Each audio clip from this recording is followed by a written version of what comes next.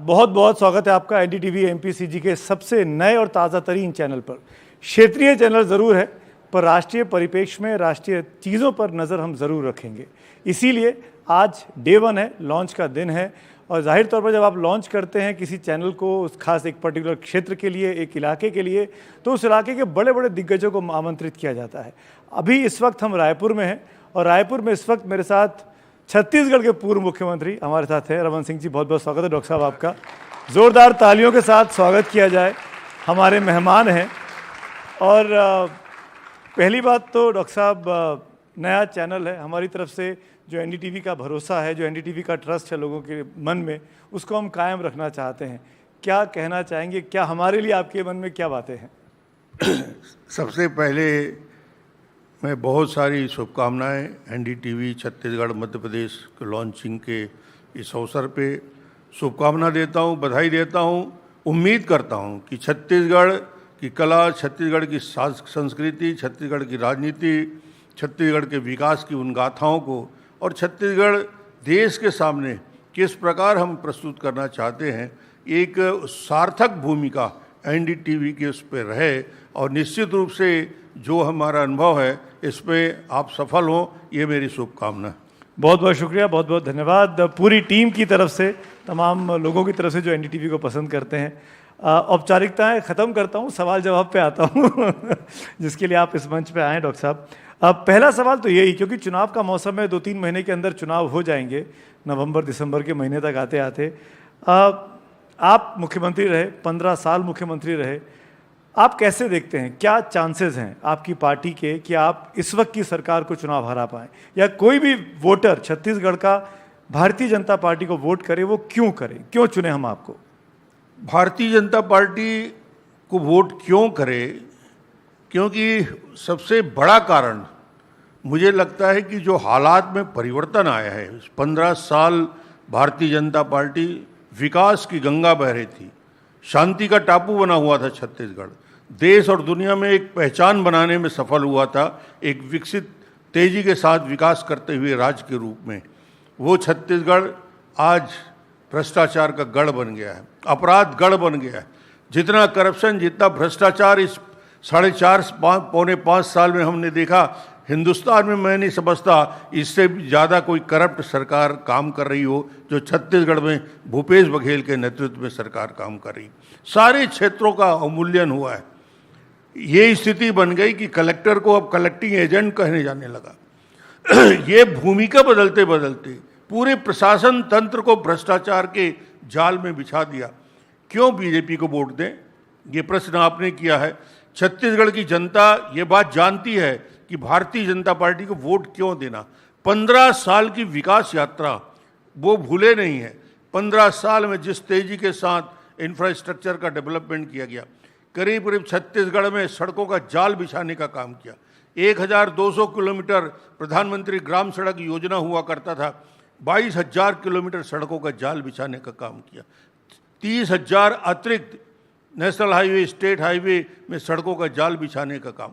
9,000 करोड़ का बजट हुआ करता था छत्तीसगढ़ का, 1 लाख करोड़ तक बजट हमने पहुंचाने का काम किया है। 56 लाख परिवार को 1 रुपये किलो गरीबों को, छत्तीसगढ़ पलायन करने वाला छत्तीसगढ़, भूख से मौत होती छत्तीसगढ़, IMR, MMR, माल न्यूट्रिशन राष्ट्रीय स्तर में जो हमारी हालत थी उस पर जो गिरावट आई थी, 1 रुपये किलो चावल, 56 लाख परिवारों के जीवन में खुशहाली आई, पलायन से मुक्ति मिली। 58 लाख परिवारों को 50,000 रुपया के स्मार्ट कार्ड में इलाज करने की व्यवस्था की गई। 4,000 मेगावाट बिजली का उत्पादन होता था, 22,000 मेगावाट बिजली का उत्पादन छत्तीसगढ़ ने किया, और देश में सरप्लस स्टेट के रूप में छत्तीसगढ़ की पहचान बनाने में सफल। 30,000 स्कूल हुआ करते थे, 60,000 प्राइमरी, मिडिल और हाई स्कूल, 30,000 अतिरिक्त खोलने का काम हम लोगों ने किया। स्कूलों के जाल बिछाए। 202 कॉलेज हुआ करते थे, 484 महाविद्यालय की स्थापना की।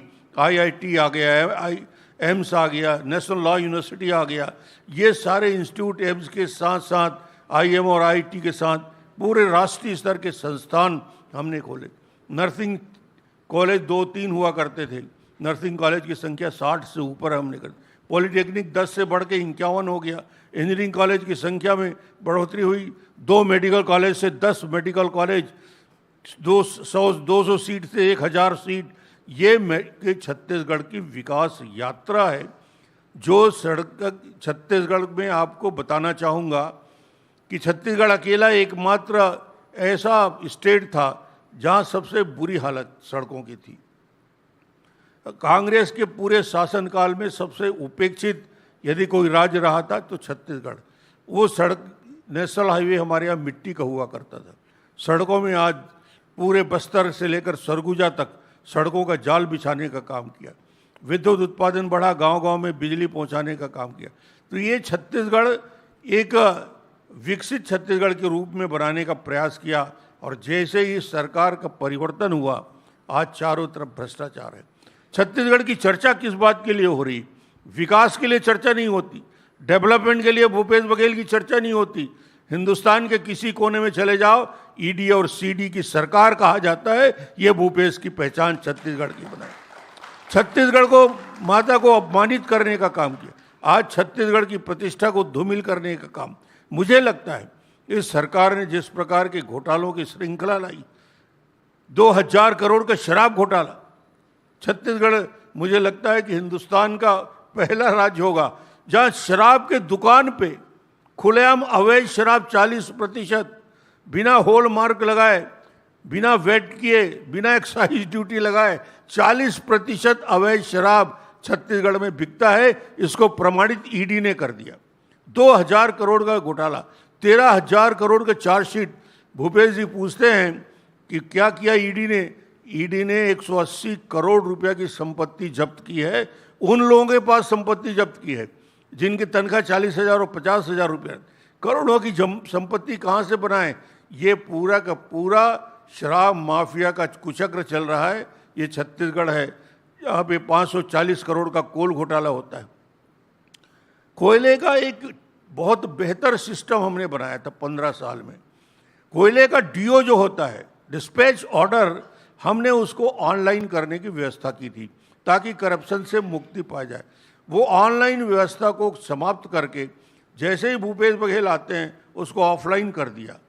आज स्थिति ये है 525 रुपया प्रति टन दिए बिना हिंदुस्तान में कहीं कोयला नहीं ले जाया जा सकता। और बच्चा बच्चा जानता है कोरबा का कि किस प्रकार कोयले में घोटाला हो रहा है। और आप आश्चर्य करेंगे, माइनिंग डिपार्टमेंट का डायरेक्टरेट में बैठा हुआ डायरेक्टर, वो आदेश करता है ऑनलाइन से ऑफलाइन करने का।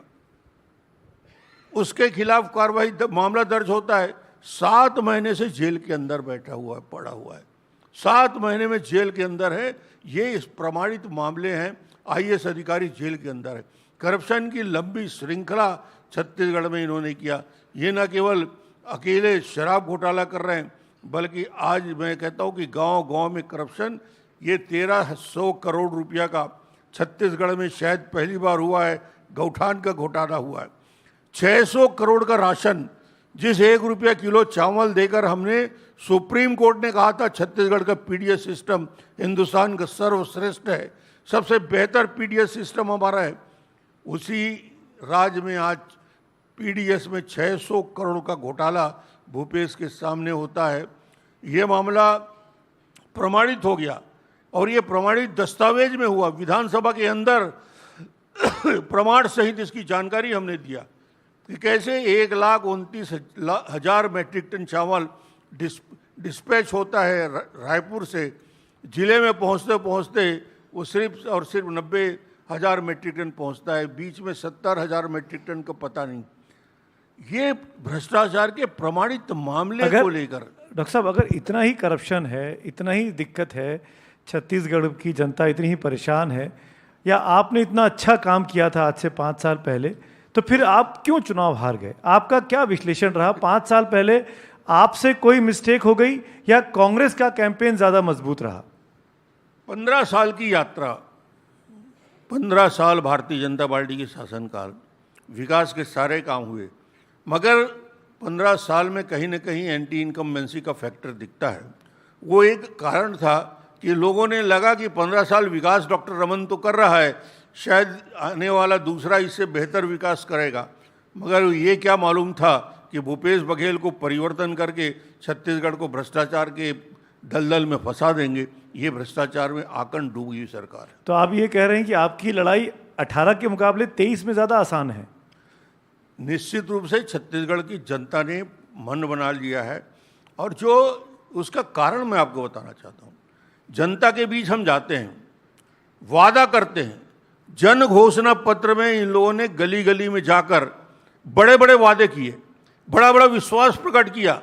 ये जन घोषणा पत्र 36 बिंदुओं पे कांग्रेस ने लाया, भूपेश ने लाया। आज वो जन घोषणा पत्र के 19 से ज़्यादा वादे अधूरे हैं। उन वादों को छत्तीसगढ़ की जनता आज सड़कों में पूछ रही है, कहाँ गया तुम्हारा शराबबंदी? गीता और गंगा जल हाथ में लेकर शराबबंदी की बात करने वाले भूपेश बघेल आज घर घर पहुंचा के शराब बेचना जा रहा है। इससे बुरा हालत और कहीं नहीं हो सकता छत्तीसगढ़। कोरोना काल में दवाइयां नहीं पहुंचती थी घर तक, शराब पहुंच जाता था। ये शराबबंदी की बात करने वाले भूपेश बघेल, ये 10 लाख नवयुवकों को बेरोजगारी भत्ता 2,500 देने की बात कहाँ गया? 10 लाख युवक कहाँ हैं? मुश्किल से अभी 2 महीना पहले योजना शुरू की और 25-50 हज़ार लोगों को बेरोजगारी भत्ता दे रहे हैं, मगर आज स्थिति बुरी है। इसके साथ ही साथ उन्होंने वादा किया 2 साल का बोनस देंगे। उन्होंने वादा किया वृद्धावस्था पेंशन, विकलांग पेंशन 1,500 रुपया देंगे। कर्मचारी 2 लाख कर्मचारियों को उन्होंने सार्वजनिक रूप से घोषणा किया था। इन कर्मचारियों को, जो अस्थायी कर्मचारी हैं, इनको रेगुलर किया जाएगा, इनको स्थायी किया जाएगा। आज वो 2 लाख कर्मचारी घूम रहे हैं। ये सवाल पूछ रहे हैं भूपेश बघेल से, तुमने वादा किया था, जन घोषणा पत्र में तुमने कहा था वो अधूरे जन घोषणा पत्र को लेकर जाएंगे। सबसे बड़ी बात मैं बताऊं, जिस जन घोषणा पत्र को बनाने वाले TS सिंहदेव, पहली बार उन्होंने साफ शब्दों में इनकार कर दिया कि जन घोषणा पत्र का सम्मान नहीं हुआ, मैं दोबारा जन घोषणा पत्र समिति में नहीं रहूंगा, और मंत्री पद से भी इस्तीफा दिया, क्योंकि आज इसकी हालत समझ में आ गई थी। ये स्थिति कांग्रेस सरकार की बनी। पर अब तो TS सिंहदेव वापस आ गए, उनको तो वो संतुष्ट भी हैं, डिप्टी CM बन गए हैं। वो चीज़ तो पुरानी हो गई। वो 15 दिन संतुष्ट रहते हैं और 15 दिन असंतुष्ट रहते हैं। TS का कोई।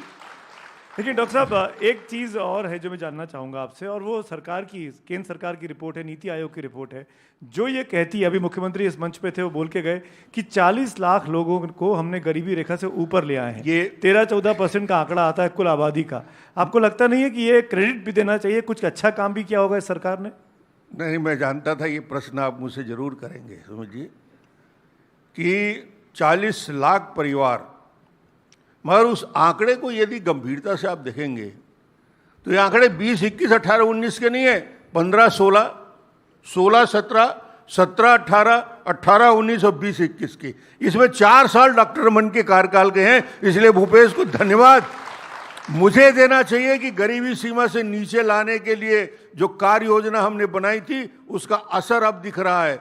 अभी तो हालत ये है कि इस सरकार में गरीबों की सबसे बुरी हालत बना के रखा है। मगर ये पूरे आंकड़े को यदि आप रिपोर्ट को पूरी पढ़ेंगे तो आपको समझ में आ जाएगा, इसका ज़्यादा से ज़्यादा योगदान भारतीय जनता पार्टी के उस कार्यकाल का रहा है, जहां हमने विकास की नई संभावनाओं को छत्तीसगढ़ में बनाने का काम किया। क्योंकि NDTV MPCG जनता का सरोकार का चैनल है, जनता के मुद्दे उठाता है, और हमको इस बात की बहुत चिंता है, और हम इस बात की चिंता करना भी चाहेंगे कि आवाम के क्या मुद्दे हैं। मैं एक चीज़ बहुत संजीदा तौर से आपसे पूछना चाहता हूँ। आपके पास 15 साल का अनुभव है सरकार, इस राज्य को चलाने का। प्रधानमंत्री मोदी का एक सपना है $5 ट्रिलियन इकोनॉमी बनाने का हिंदुस्तान को। अगर BJP की सरकार आती है, अगर आप चुनाव जीतते हैं 2023 के आखिर में, नवंबर-दिसंबर में, तो कैसे कंट्रीब्यूट करेंगे कि $5 ट्रिलियन की इकोनॉमी में छत्तीसगढ़, जो कि संसाधनों से भरा हुआ एक प्रदेश है, वो क्या कंट्रीब्यूट कर सकता है? क्या प्लान है? देखिए, छत्तीसगढ़, जैसा आपने बताया कि संभावनाओं से भरा हुआ प्रदेश छत्तीसगढ़ है, जहाँ लोहा भी है, जहाँ पे बॉक्साइट भी है, जहाँ कोल भी है, जहाँ अद्भुत संभावना है कि कोर सेक्टर में हम राष्ट्रीय स्तर में अपनी पहचान को और मजबूत बना सकते हैं। $5 ट्रिलियन की इकोनॉमी बनाने की दृष्टि से छत्तीसगढ़ हिंदुस्तान के अग्रणी राज्य में एक अपनी भूमिका निभाएगा। जिस प्रकार छत्तीसगढ़ में नेटवर्किंग की जा सकती है, की जा रही है, तो आने वाला कल कोर सेक्टर में छत्तीसगढ़ वो चाहे एल्युमिनियम का हो, स्टील का हो, पावर जनरेशन का मामला हो, या छत्तीसगढ़ में दूसरे इन्वेस्टमेंट की संभावनाओं को एक सेंट्रली लोकेटेड होने की वजह से छत्तीसगढ़ में हम उन संभावनाओं का दोहन बेहतर तरीके से कर सकते हैं। कोर सेक्टर में एक लंबी छलांग छत्तीसगढ़ लगा सकता है।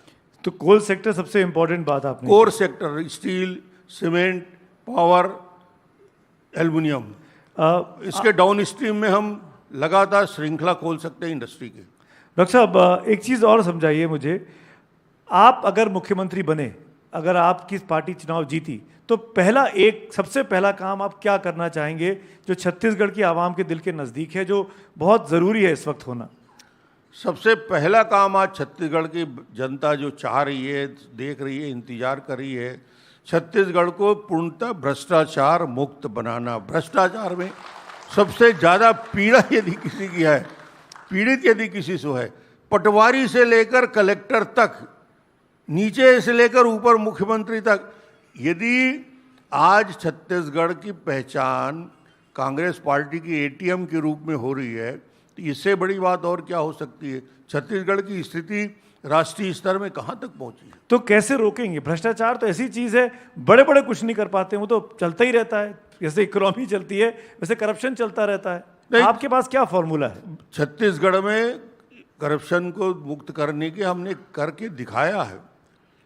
15 साल छत्तीसगढ़ में जो ट्रांसपेरेंसी के साथ हमने काम किया, जो निर्णय, आप नीतिगत फैसला लेते जाइए। मैं मंत्री रहा, कोल मिनिस्टर, 15 साल मेरे पास कोल डिपार्टमेंट रहा, मैंने सबसे ज़्यादा कोल के ब्लॉक का आवंटन किया, मगर हमने जो पॉलिसी बनाई थी, नीति बनाया था, इतनी ट्रांसपेरेंसी के साथ बनाया था कि आज 15 साल माइनिंग के मिनिस्टर रहने के बाद भी एक आरोप कोई लगा नहीं सकता। ये डॉक्टर मन ने विश्वसनीयता बनाई। हमने आयरन के बारे में, स्टील के उद्योग के बारे में, value addition within state policy बनाई कि जो स्टेट में ब्लॉक उसको मिलेगा जो यहाँ वैल्यू एडिशन करेगा, जो वैल्यू एडिशन करने के लिए आए उनको हमने माइंस दिया। तो ये नीतिगत फैसले, नियत और नीति दोनों होनी चाहिए। सिर्फ नीति से फर्क नहीं पड़ता, नीयत भी होनी चाहिए। और हमने पॉलिसी ही नहीं बनाई, उसका 100% क्रियान्वयन कराया। यदि आप नीतिगत फैसले बेहतर लेते, जैसे पीडीएस को कहा जाता था कि दुनिया का सबसे करप्ट सिस्टम है, मगर उस पीडीएस को हमने हिंदुस्तान का सबसे बेहतर सिस्टम 5 साल में बना के दिखा दिया और सुप्रीम कोर्ट को कहना पड़ा ये है पीडीएस। यदि आप फैसला लेते हैं और क्रियान्वयन करते हैं और आपकी नीयत सही है, तो ये करप्शन, जो भ्रष्टाचार के आवरण है, वो अपने आप हटते जाएंगे। नीति और नियत, ये दोनों अगर पाक साफ हैं तो कोई दिक्कत नहीं है। कोई दिक्कत कभी हो नहीं सकता, आप कितने दिन और कैसे भी शासन में बैठे। डॉक्टर साहब कुछ सियासी बातें भी कर लेता हूं क्योंकि चुनावी मौसम है। ये सब तो विकास की बातें हुई क्योंकि बीजेपी ने अपनी पहली लिस्ट अनाउंस कर दी है, 21 लोगों के नाम आ गए हैं। और ये बड़ी हलचल हुई कि मुख्यमंत्रियों के नाम ही नहीं आए, जो सिटिंग विधायक है उनके नाम ही नहीं आए। तो क्या ये चर्चा भी है कि सभी विधायकों को बदला जा रहा है, सभी नए चेहरे दिए जाएंगे? देखिए, अभी 3 महीने का समय है और टीवी वालों के पास कोई काम रहना चाहिए। बहुत काम होता है सर हमारे पास। जहाँ तक सवाल है, 21 प्रत्याशी को हमने पहले डिक्लेयर कर दिया और नाम, इसमें प्रक्रिया ये थी जो पहले दिन तय हो गया था कि ऐसे विधानसभा को सेलेक्ट किया जाए जहां लगातार 2 बार हम पिछड़े रहे। जिन विधानसभा में लगातार 2 बार भारतीय जनता पार्टी हारती रही है, जहां भारतीय जनता पार्टी की आधार कमज़ोर है, उन सीटों को चयन करके उनको प्राथमिकता के आधार पे 21 सीटों का चयन किया गया है। उसमें एससी भी है, ओबीसी सीट भी है, कॉस्ट की भी है और सभी सीटें हैं। तो ऐसे 21 सीटों का चयन किया गया। इसमें मुख्यमंत्री, पूर्व मुख्यमंत्री और दूसरे लोगों को या मंत्रियों को विषय नहीं था, जो धीरे धीरे इस सूची को और इम्प्रूव करते जाएंगे। शायद ऐसा लगता है कि भारतीय जनता पार्टी इस बार चुनाव के पहले बहुत तेज़ी के साथ अपने प्रत्याशियों को उतारेगी। आपका क्या, राजनीति के एक छात्र होने के नाते मैं आपसे पूछ रहा हूँ, आपका क्या आकलन है कि छत्तीसगढ़ की जनता जब वोट करती है विधानसभा के लिए तो कुछ और सोचती है, जब 3-4 महीने के बाद लोकसभा होता है, 18 और 19 का एग्जाम्पल देखिए, तो कुछ और सोचती है। ऐसा क्या है कि केंद्र में तो उनको नरेंद्र मोदी पसंद आते हैं, पर राज्य में उन्होंने बदलाव कर दिया पिछली बार, इस बार ऐसा ना हो इसके लिए क्या कर रहे हैं आप? नहीं, इस बार हो जाए, राज्य की सरकार बदल जाए और केंद्र में फिर से मोदी जी को वोट मिले, ये लक्ष्य बना के हम चलेंगे। हमारा लक्ष्य तो यही रहेगा कि भारतीय जनता पार्टी को स्पष्ट बहुमत के साथ छत्तीसगढ़ में हम जीत के आएँ, और उसके लिए रणनीति के साथ, कार्य योजना के साथ हम काम कर रहे हैं। हमारे पास 2 ताकत है, 15 साल के विकास के काम जिसमें छत्तीसगढ़ के एक एक क्षेत्र को विकसित किया गया, और दूसरा मोदी जी के कार्यकाल का स्वर्णिम जो कार्यकाल है, उस कार्यकाल में जो विकास के अद्भुत काम हुए उनको लेकर जनता के बीच जाएंगे। आपके मन में इस बात का दुख है कि आपको चेहरे के तौर पर प्रोजेक्ट नहीं किया जा रहा कि आप हमारे मुख्यमंत्री होंगे, क्योंकि सामूहिक नेतृत्व की बात की जा रही है, सामूहिक नेतृत्व पे लड़ेंगे, रमन सिंह का नाम आगे नहीं आ रहा डॉक्टर साहब? नहीं, आपको पुरानी बात याद दिला दूं, 2003, 8 और 13, 2003 में और 2008 में, 2013 में कभी डॉक्टर रमन को चीफ मिनिस्टर के नाते ना प्रोजेक्ट किया गया, ना मेरे नाम से चुनाव लड़ा गया। हम चुनाव लड़ते हैं भारतीय जनता पार्टी की तरफ से, और जब चुनाव हो जाता है, विधायक दल की बैठक होती है और 1 घंटा में हम मुख्यमंत्री का चयन कर लेते हैं। कोई चेहरा प्रोजेक्ट करने का भारतीय जनता पार्टी में छत्तीसगढ़ की परंपरा नहीं रही है। अब तो कांग्रेस ने भी साबित कर दिया कि चेहरा कैसे गायब हो सकता है। भूपेश है तो भरोसा है नारा लगाने वाले कांग्रेस, अब कांग्रेस ने भी कह दिया कि सामूहिक नेतृत्व से चुनाव लड़ा जाएगा, भूपेश का चेहरा नहीं होगा। कांग्रेस जो बार बार मेरे से प्रश्न पूछती थी ना, चेहरा, अब तो भूपेश का चेहरा भी स्क्रीन से बाहर हो गया है। उन्होंने भी कह दिया है कि भूपेश बघेल या कोई किसी के चेहरे पे चुनाव नहीं लड़ा जाएगा, सामूहिक नेतृत्व में, पहली बात। दूसरी बात, भूपेश जी की हालत छत्तीसगढ़ से बाहर मध्य प्रदेश देश में कैसी है। आज कांग्रेस वर्किंग कमेटी डिक्लेयर हुआ कल, और आश्चर्य करेंगे, कांग्रेस वर्किंग कमेटी में भूपेश बघेल का नाम भी नहीं है। भूपेश बघेल उस कमेटी में आने लायक भी नहीं है, भूपेश को स्थान नहीं मिला है। ये स्थिति भूपेश जी की बनी है। डॉक्टर साहब, वो कांग्रेस पार्टी में स्थिति ऐसी होती है कि जो सिटिंग सीएम होते हैं वो ऑलरेडी इनवाइटेड रहते हैं, स्पेशल इनवाइटीज होते हैं, तो उनकी जगह बनी रहेगी, क्योंकि वो सीएम तो अभी हैं फिलहाल, जब तक चुनाव नहीं हो रहे हैं। लेकिन मेरा सवाल डॉक्टर साहब आपसे ये है, इस परिस्थिति में आपको लगता है नहीं कि अगर आपके चेहरे के साथ बीजेपी चुनाव लड़े तो जनता को भी क्लियर रहेगा कि हम किसको मुख्यमंत्री के तौर पर देखेंगे? नाम ना देना, चेहरा ना देना उल्टा भी पड़ सकता है, या ये भी हो सकता है कि आपको हराने के लिए, आपके लिए मुसीबत खड़ी करने के लिए पार्टी के मन में किसी और का नाम चल रहा हो। इसको आप कैसे देखते हैं? नहीं, देखिए, निर्णय तो हमेशा पार्टी तय करती है कि मुख्यमंत्री कौन होगा, उसके लिए कहीं कोई विषय नहीं रहता। और हम लोग ये सोच के नहीं काम करते कि मुझे मुख्यमंत्री बनना है या मैं मुख्यमंत्री का चेहरा हूँ। ऐसे बहुत सारे योग्य लोग छत्तीसगढ़ में होंगे जिनके बारे में विचार किया जाएगा, मगर पार्टी को तय करना रहता है कि आने वाले समय के लिए भारतीय जनता पार्टी को, तो ये केंद्रीय नेतृत्व तय करेगा। डॉक्टर रमन की चिंता नहीं है, ये बीजेपी का नेतृत्व तय करेगा। लेकिन अभी कुछ देर पहले मुख्यमंत्री बघेल जहाँ बैठे हुए थे, उनको शायद आपका नाम पसंद है। वो बोलते हैं कि मेरा मुकाबला तो उनसे है। वो ऐसा क्यों बोलते हैं? भूपेश जी की स्थिति यह है कि सवेरे, दोपहर, शाम यदि डॉक्टर रमन का नाम नहीं लिया तो खाना भी नहीं पचता उसका। उसको और कोई चीज़ याद नहीं रहता, मगर 3 बार नाम लेता है, मुझे अच्छा लगता है कि चलो कम से कम भूपेश जी याद करते रहते हैं। डॉक्टर साहब, एक और डेवलपमेंट हुआ, एक गठबंधन बन गया केंद्र में विपक्ष का, INDIA, इंडिया नाम दिया गया। वहाँ पे सब एक साथ बैठते हैं, सामूहिक रणनीति बनती है। लेकिन कल ही अरविंद केजरीवाल यहाँ से लौट कर गए, जो वहाँ पर साथ बैठते हैं, यहाँ पर चुनाव प्रचार करने आते हैं, और जो भी कांग्रेस की सरकार है। आपको क्या लगता है इस गठबंधन का भविष्य क्या है? और अगर आम आदमी पार्टी छत्तीसगढ़ में मजबूती से चुनाव लड़ती है तो किसका फायदा करेगी, आपका या उनका? देखिए, राजनीतिक दृष्टि से 2 विषय आपने प्रश्न किया कि क्या भविष्य रहेगा NDA और INDIA का। तो मुझे लगता है कि जितने भी INDIA इंडिया में जितने राजनीतिक दल शामिल हुए हैं, वैचारिक रूप से सब में भिन्नता है। कांग्रेस के साथ वेस्ट बंगाल में मायावती का झगड़ा है, ममता का, ममता जी का। वेस्ट बंगाल में चुनाव लड़ेंगे, आपस में लड़ेंगे, कोई समझौता इनका हो नहीं सकता। बिहार आते आते समझौता में चले गए, यूपी आते आते समझौता में चले गए। राजनीतिक दृष्टि से क्या वो कम्युनिस्ट पार्टी, क्या ममता जी की पार्टी, क्या कांग्रेस पार्टी या अन्य राजनीतिक दल जो वैचारिक रूप से अलग अलग विचार रखते हैं, क्या एक साथ बैठकर बात कर सकते हैं? वो पराजय की वजह से जब बाढ़ का पानी चढ़ जाता है तो नदी में, तो सब प्रकार के जीव जंतु एक पेड़ में चढ़ जाते हैं। जब बाढ़ का पानी उतरता है तो फिर अपनी अपनी जगह चले जाते हैं। तभी बीजेपी की बाढ़ से घबराए हुए हैं, तो एक दूसरे को देख नहीं रहे। जैसे ही बाढ़ का पानी नीचे आएगा फिर एक दूसरे से लड़ने लगेंगे। ये कभी एक साथ नहीं रह सकते। तो इसीलिए अरविंद केजरीवाल दिल्ली रायपुर आए लड़ने के लिए? नहीं, अरविंद ताल ठोक के गया है और बोला है कि हम यहाँ अपनी उपस्थिति देंगे, और अच्छी बात है। राजनीतिक दल के लोग आते हैं, उनका छत्तीसगढ़ में स्वागत है। लेकिन रमन सिंह जी, आम आदमी पार्टी को शहरी पार्टी कहा गया, भारतीय जनता पार्टी का वोटर भी शहरी माना जाता है। अगर वो चुनाव लड़ते हैं छत्तीसगढ़ में तो आपको लगता है नहीं कि नुकसान भारतीय जनता पार्टी का ज़्यादा कर देंगे बजाय कांग्रेस के करने के? अभी की कोई अनुमान लगाना मेरे लिए भी कठिन है, और पर मुझे नहीं लगता कि किसको ज़्यादा नुकसान करेगा, कांग्रेस या हमें। ये अनुमान लगाएंगे थोड़ा वक्त के बाद, क्योंकि वोट परसेंटेज जो आप दोनों की पार्टियों का है, बीजेपी और कांग्रेस का, वो करीब 8-9% का अंतर है। उसको पाटना है आपको, तो कैसे पाटेंगे? कैसे, मतलब कैसे गणित में आगे निकलेंगे उनसे?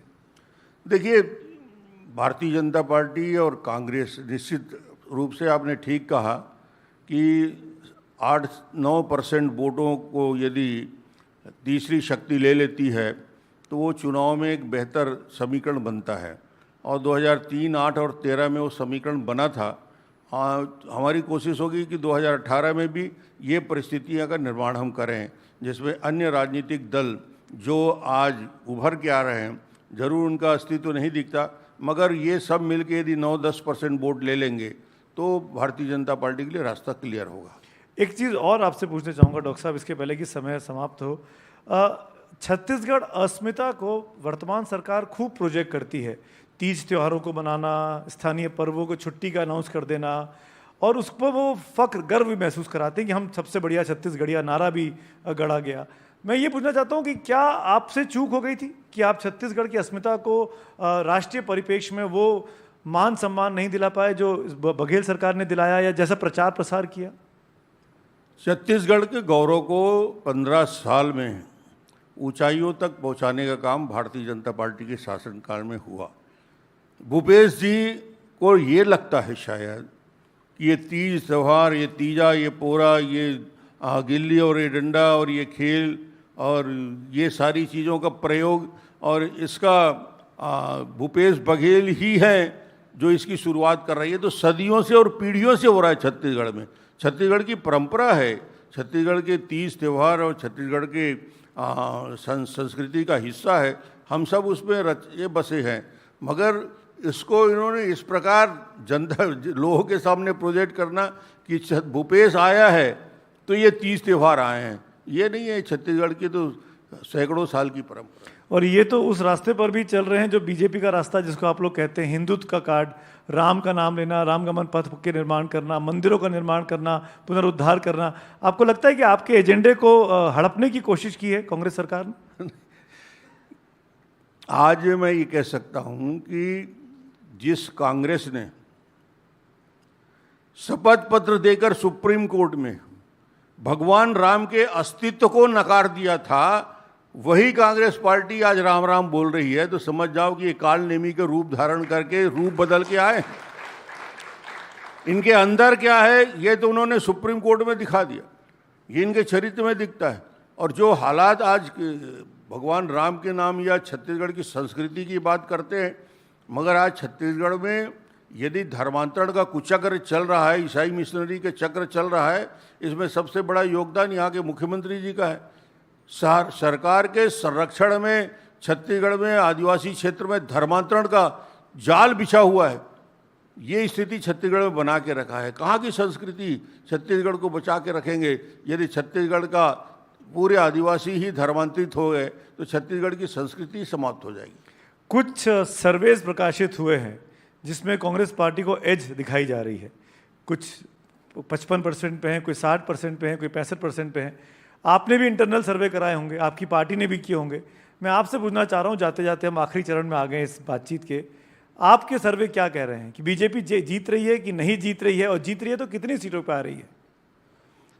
भारतीय जनता पार्टी छत्तीसगढ़ में जितने भी केंद्रीय स्तर तक और राज्य स्तर में हम लोगों ने आंकलन किया है, अलग अलग एजेंसी से भी बात की है, स्पष्ट रूप से मैं आज ये कह सकता हूँ कि भारतीय जनता पार्टी आने वाले चुनाव में पूर्ण बहुमत के साथ भारतीय जनता पार्टी सरकार बनाने जा रही है। इसमें अब कोई शंका नहीं रहा गया।